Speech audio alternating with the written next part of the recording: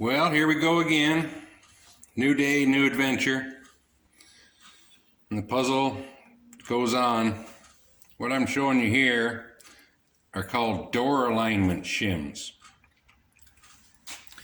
And what they do, as I'll show you,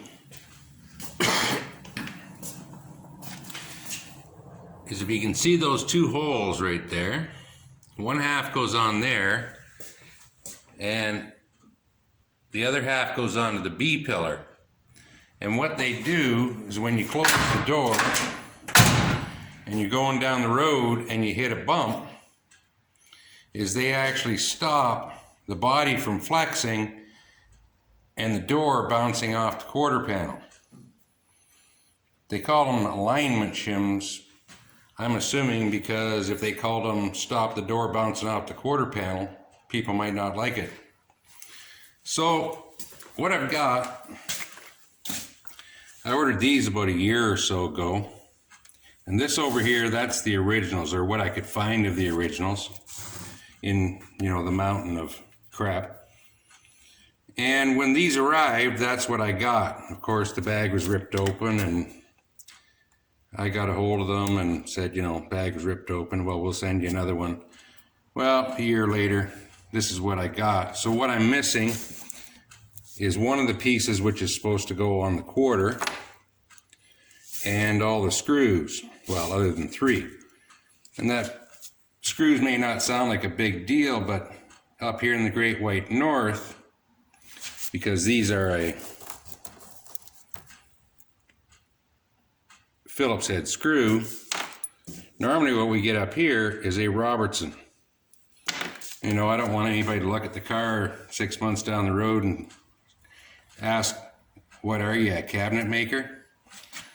So anyway, plan is, I'm going to use what I've got. So I'll take the 2 door pieces of the wedges. I'll use their shims, get rid of the old shims, and use those 2 pieces from the original. And just to give you an idea of the difference, this knob back here, I ordered that and some other things from Rock Auto, I don't know, a week ago, whatever it was.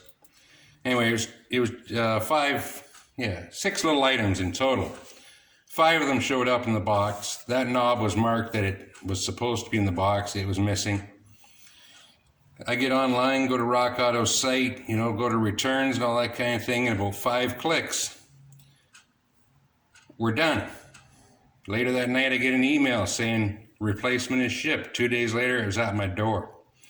So it tells you the difference between suppliers, as in waiting a year, still not here, and 2 days later. Anyway, I'm going to play with that. The other thing I didn't mention is the only thing I've got to go on for this is those 2 drilled holes that you can see in the door. Because these are repop doors and replacement quarters. There's nothing drilled in the quarter. Same goes for the other side, and there's nothing drilled in the far door.